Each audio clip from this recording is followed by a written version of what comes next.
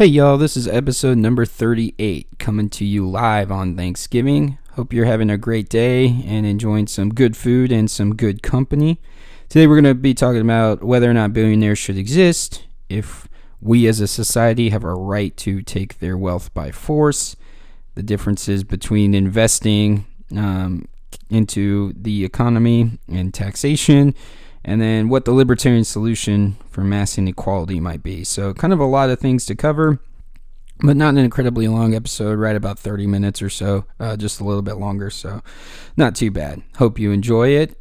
If you are in the Austin area and you're looking to have your TV mounted on the wall, your sound system upgraded, or anything going on with your entertainment system, please check out Bat City TV.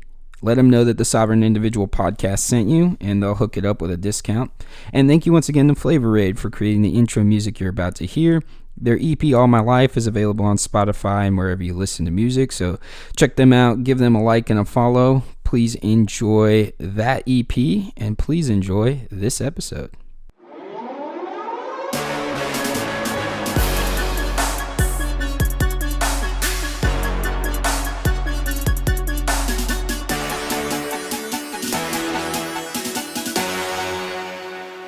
What's up, y'all? This is the Sovereign Individual Podcast.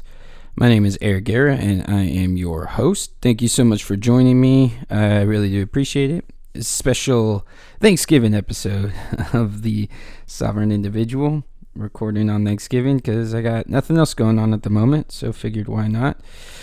Football hasn't started yet, so might as well get this episode recorded and out of the way.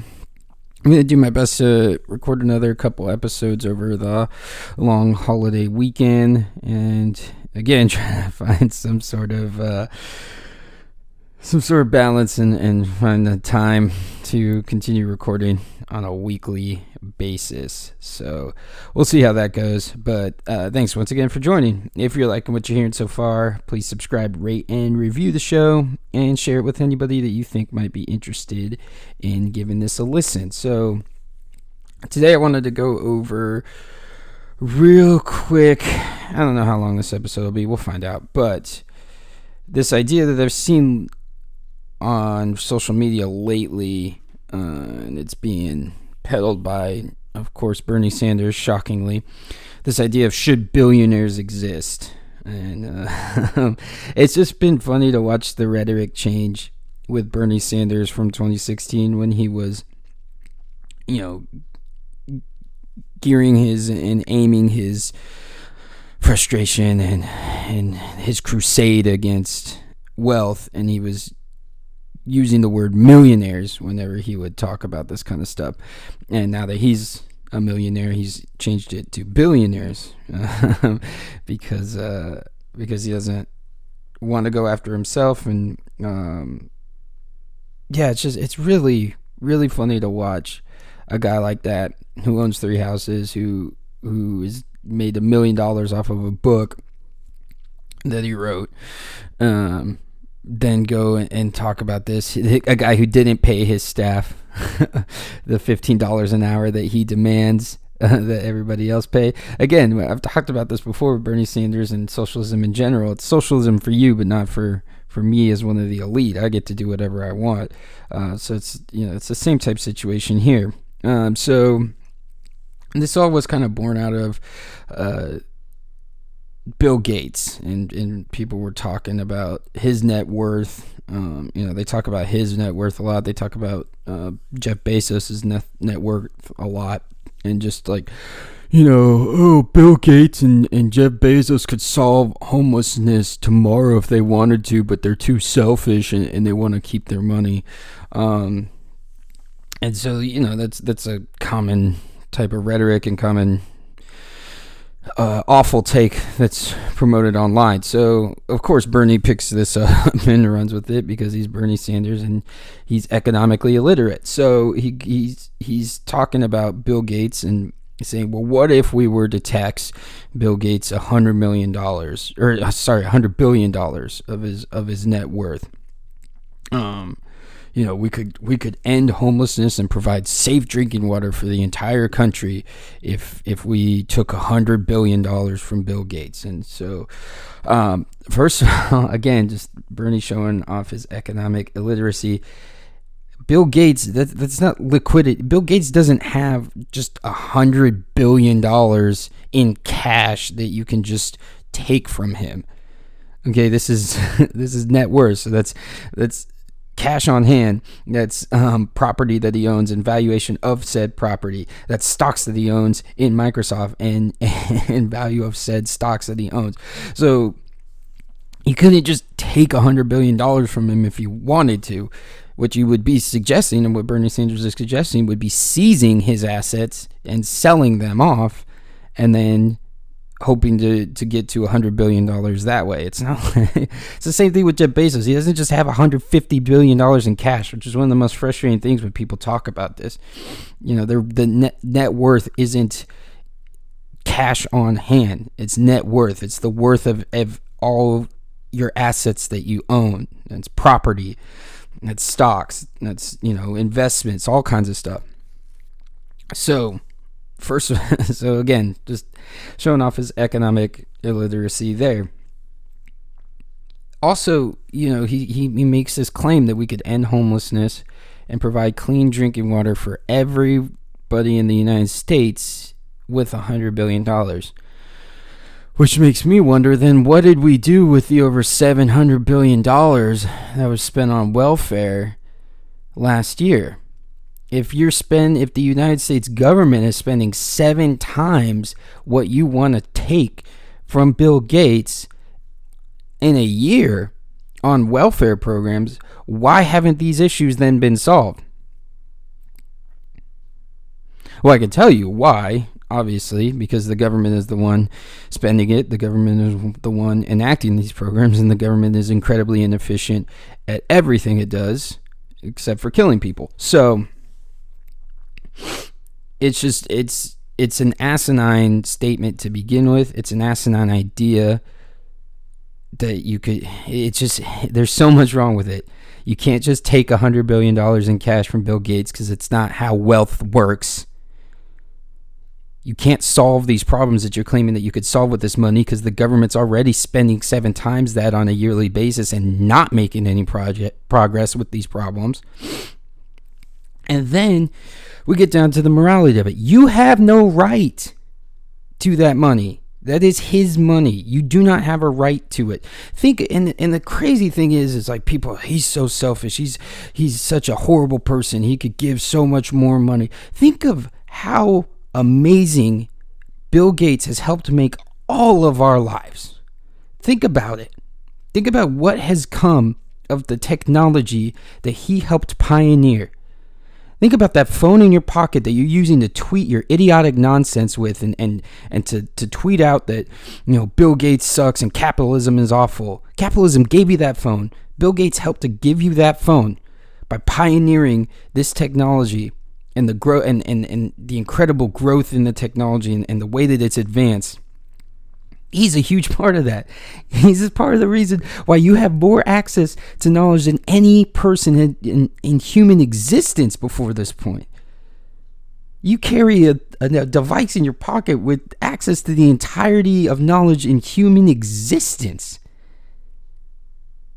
Like it baffles me that people just so disassociate everything that he's done, and that's just what he's done in the way that he made his money and the service and the products that he provided to us at affordable prices, to where almost everybody in the country has access to the internet.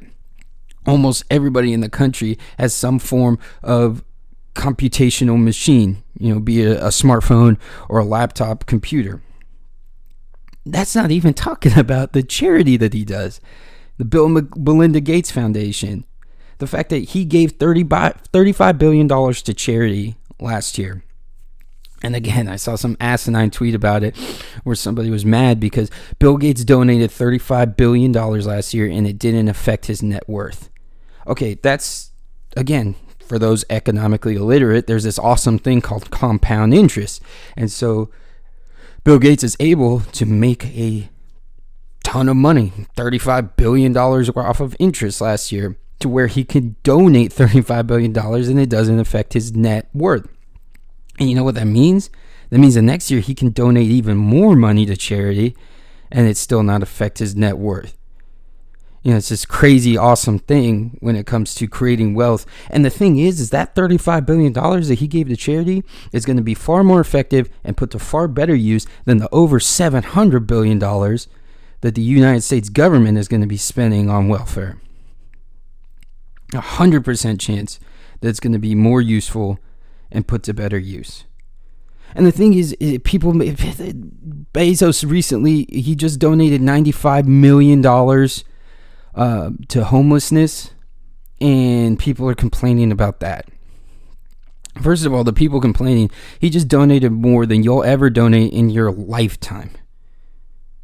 And they're complaining about it. And again, this is just this crazy, this misunderstanding of what economics are and what wealth is. Somebody tweeted out that Jeff Bezos donating $95 million would be the equivalent of somebody who makes $50,000 a year donating $45. Jeff Bezos doesn't have a yearly annual income of $150 billion. It's not even a comparable thing. That's his net worth. Again, that's not cash on hand. That's his net worth. That's a combination of all the assets that he owns. That's what they're worth. The majority of that is tied up in Amazon stock. You want to talk about taking all this money from these billionaires? Just think for a second what that might do to the stock market if you were to seize and then sell all of their stock that they own in these companies that have made them so wealthy. I mean, it's just, it's ridiculous. First of all, again, Morley, you don't have a right to any of their money. They don't have to donate any of it. Now, it's great that they do, and it should be encouraged that they do. And Bill and Melinda Gates have that, that whatever that thing is, I can't remember, but, that a bunch of billionaires have agreed to donate, 90% of their wealth, throughout their lifetime, or, when they die, whatever it's going to be. But you just hear, especially coming out of these quote unquote democratic socialists, these socialists from the Democratic Party, Warren is saying the same kind of stuff that, we could pay for all this stuff with billionaires. You could seize all of the assets and all of the wealth of the billionaire class in the United States, and you'd be able to fund the United States government for like 5 months. This isn't sustainable, and no matter how much you try to steal, you can't sustain what is going on. And you could try to steal everything from the richest. It would devastate the economy, first and foremost, and then it wouldn't even last a year. It wouldn't even sustain the United States government for a year, half a year. So anyway, we're gonna get back into talking about the difference between trying to tax your way into wealth and actually building and sustaining wealth here in a little bit. But I also wanted to just talk about, there's this awesome letter by the CEO, chairman and CEO of FedEx. So I guess on November 17th, the New York Times wrote some article about, because of course they wrote an article about, they wrote an article about how FedEx didn't pay federal income tax last year. And again, this is crazy thing, which is super frustrating, where they make it seem as if these giant companies, they don't pay taxes. And it's like, these companies are paying billions in taxes on payroll taxes every single year. Amazon paid billions in payroll taxes. The tax code is written in a way where they can not pay taxes on profits or gains through reinvestment into capital, equipment, and all kinds of pensions, all kinds of different ways that they can do that. but they're still paying billions of dollars worth of taxes just in payroll taxes alone. There's no way to get around those. You're paying your employees, therefore you're paying payroll taxes. So essentially the government's able to double dip in that way, because they're paying payroll taxes to pay you, and then the government is taking from your paycheck taxes as well. So this whole idea of, oh yeah, Amazon paid $0 in taxes, that's not true. And so New York Times, of course, wrote an article about FedEx. So there was a statement that was put out by Frederick W. Smith, who's the chairman and CEO of FedEx. And I just want to read it because it's pretty awesome. So he says, and I quote, "The New York Times published a distorted and factually incorrect story on the front page of the Sunday, November 17th edition concerning FedEx and our billions of dollars of tax payments and billions of dollars of investments in the U.S. economy. Pertinent to this outrageous distortion of the truth is the fact that, unlike FedEx, the New York Times paid zero federal income tax in 2017 on earnings of $111 million and only $30 million in 2018, 18% of their pre-tax book income. Also in 2018, the New York Times cut their capital investments nearly in half to $57 million, which equates to a rounding error when compared to the $6 billion of capital that FedEx invested in the U.S. economy during the same year. I hereby challenge A.G. Sulzberger, publisher of the New York Times and the business section editor, to a public debate in Washington, D.C. with me and the FedEx corporate vice president of tax. The focus of the debate should be federal tax policy and the relative societal benefits of business investments and the enormous intended benefits to the United States economy, especially lower and middle class wage earners. I look forward to promptly hearing from Mr. Sulzberger and scheduling this open event to bring further public awareness of the facts related to these important issues." End quote. So, first of all, that was awesome. It's always funny, and again, this is kind of that socialist thing where they cast stones. The New York Times is mad that FedEx isn't paying their fair share, whatever the hell that means, of tax money, of tax revenue, and then they're not paying taxes themselves. It's like Bernie. There's no reason millionaires shouldn't be able to pay their employees a living wage, and then he's not paying them $15 an hour. Socialism for me, or socialism for thee, but not for me, is how it always goes. So great response by FedEx, and again, that is absolutely 100% spot on. Money invested into the economy, into capital, and the use of that capital in order to spur the GDP, in order to create jobs that then lower and middle class people can occupy, is far more effective than any amount of taxation that you could put. You can't tax your way into wealth. And so that kind of comes to where I wanted to finish up. I had a question come in. Shout out to my cousin Randy for this. But the question was basically, what is the libertarian solution to mass inequality? And so this all kind of ties into the same type thing. This idea of billionaires existing, of these, this idea that you can tax your way into equality or into wealth, and it's just patently not true. And the thing when we're talking about, a solution to mass inequality, or what the libertarian take on it is, libertarianism we're not purporting to be, explaining or proposing a utopia with our ideas. That's not what we're saying is going to happen. We're not suggesting that if we were to live in a libertarian society, that it would be perfect and everybody would be, 100% happy or wealthy or all that kind of stuff. They would be in a better position than they are now. That's kind of the main thing. There would still be hierarchies. Hierarchies exist in nature. Hierarchies exist in a free market. Libertarianism isn't anti-hierarchy. It's anti-force. It's corruption. It's anti-extortion.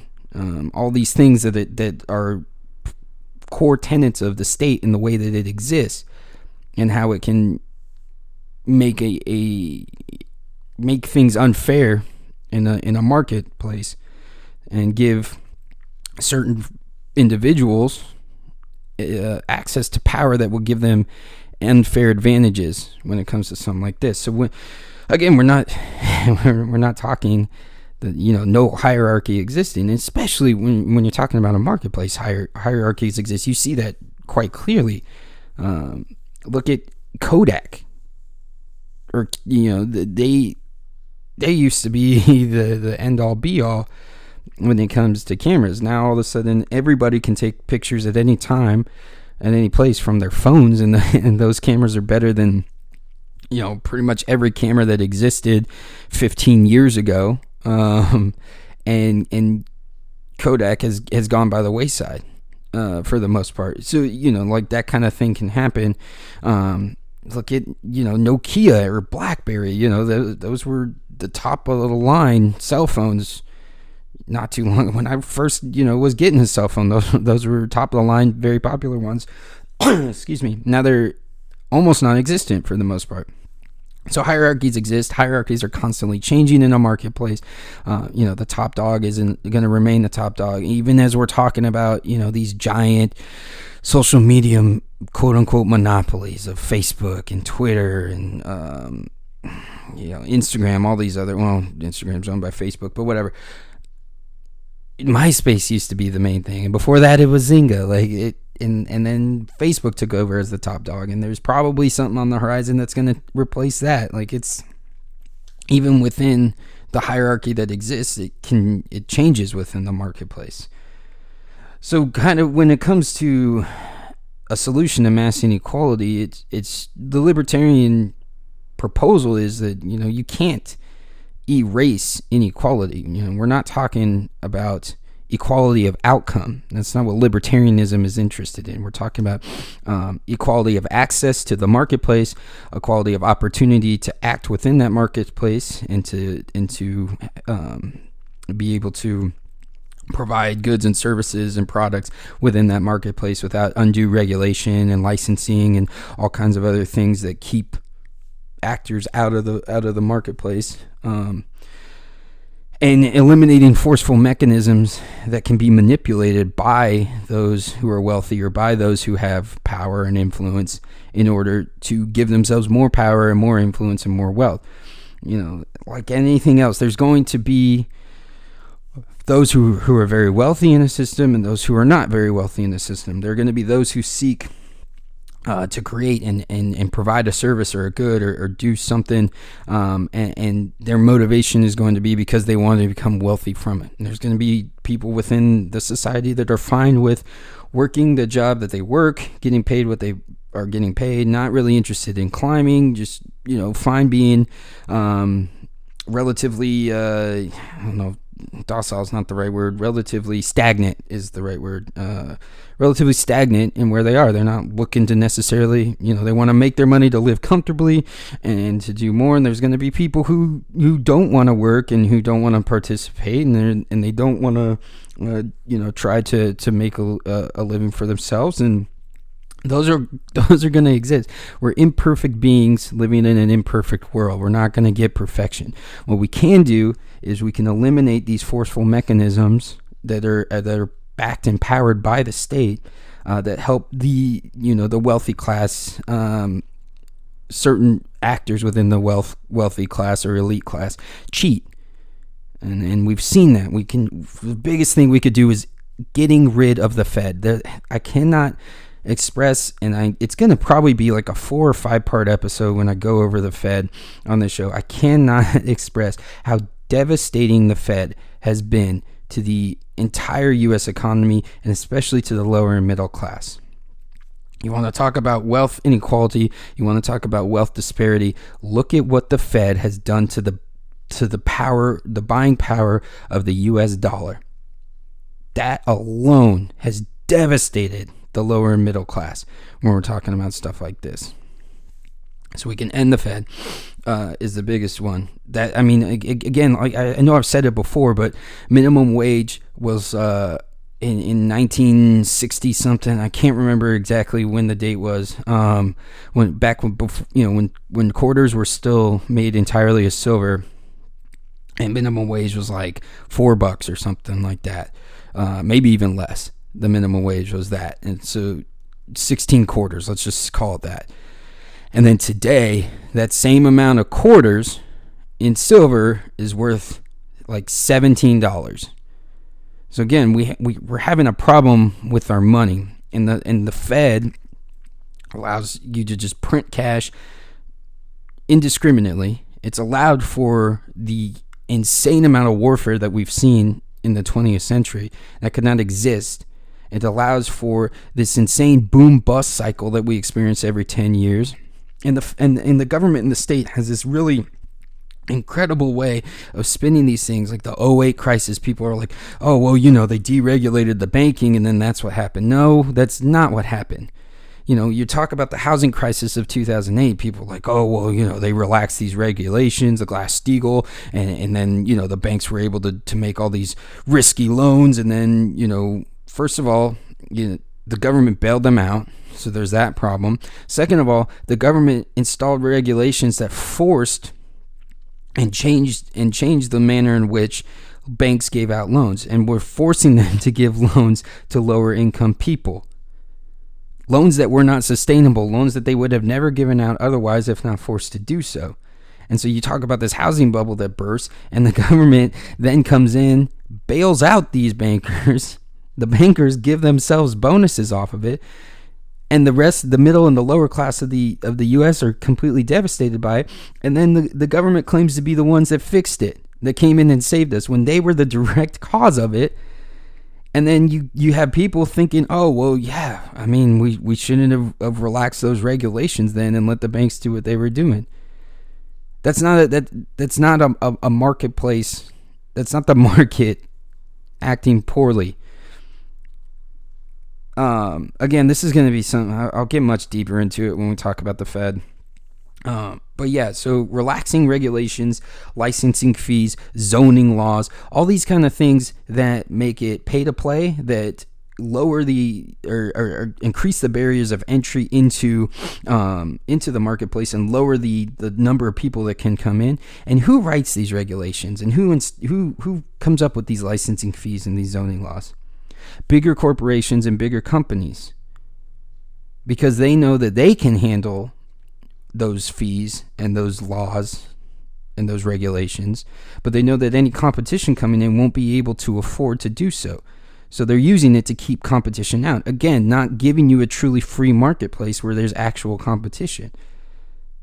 And so when we're talking about mass inequality, we're talking about look at the manner. It's so difficult to start and operate a business in the United States. There used to be something that was a respectable. It's still respectable. It was a desirable thing to do. We didn't have this entire generation of people thinking that they were going to go to college and go, get a job at somewhere and not build something for themselves. And there's nothing wrong with that either. Like I participate in that. I work for a company that I didn't start myself. Like I'm very much a part of that. But we've so demoralized the entrepreneurial spirit in the United States. And luckily we've reached a point with technology where it's made it easier. We have this great thing called the internet that's by and large fairly unregulated, and the government is looking to change that, but it's allowed for entrepreneurial spirit to thrive in ways that we could have never predicted. We need that same kind of ability to thrive out in the real world, in the marketplace. So that would also help to reduce the mass inequality. But mainly it's just kind of understanding that disparity is always going to exist. There's always going to be incredibly wealthy and incredibly poor. And we should do we can as a society to help those that are incredibly poor get to a place where they're more stable. And again, that's not through the use of government or taxation or it's private charity is going to be far more effective at doing something like that. But it can be kept on the level, that disparity. It can be kept on the level. It can be at a point where you aren't having a mechanism that exists that has a monopoly on the use of force and violence, and then people who then use money and power to influence the state and that control over violence and the use of force in order to drive out competition or bring money into themselves, and basically, again, cheating the system for all intents and purposes. So that's what it comes down to when we're talking about the libertarian solution to mass inequality. We're not looking for equity. We're not looking for equality of outcome. We're looking for equality of access into the marketplace. We're looking for equality of ability to create and provide goods and services for folks and create a business that does so. And we're looking to eliminate these forceful mechanisms that the state uses and that can then be manipulated by those who have power or money or influence in order to give themselves a leg up. It's not a perfect solution, the free market. We know that. We're not looking for utopia, but it is an incredibly awesome and beautiful thing when it comes to the free market, when it is a truly free market. And we've seen what the world has come to and what good has come into the world by way of the crony-esque capitalism that the United States has now, without even truly unfettered capitalism. Although we did have it for a brief time, and we saw insane growth as well. But that's neither here nor there. We'll get into that more in another episode. But what it comes down to, again, it's not a perfect solution. It's not going to create a utopia. What it is going to do is it's going to be better than what we have now. It's going to be more fair than what we have now. And it's going to allow for the most opportunity for the most amount of people to be able to live comfortably or to gain the wealth that they desire. And that's what we need to be shooting for. And that's what my answer would be to the libertarian solution to mass inequality, is providing the biggest opportunity for the most amount of people to be successful and to be wealthy and to experience that, and to remove the ability of individuals or state agencies or whatever to manipulate the forces or the regulations or the laws in order to give themselves a leg up. So that's going to be it for this episode. So in short, should billionaires exist? Yes, they should. They absolutely should. And Amazon too. Like I was talking about what Bill Gates has done for your life. Think about what Amazon has done for your life. And it's insane that people just completely dissociate the product and the service and the good that they have provided and just get mad at them because they've happened to get insanely wealthy off of it. So that's going to be it for this episode. Happy Thanksgiving to y'all. I hope you have a great one. I hope you're able to spend some time with family and friends, or not, if that's going to be better for you and your mental health. Be civil with each other. It's brings up a lot of arguments. Families can have very different political opinions. It's okay to still be civil and disagree, and you can talk about it. Or sometimes, maybe it's just best to avoid the conversation altogether. Who knows? But that's for you to decide. I hope you have a great one.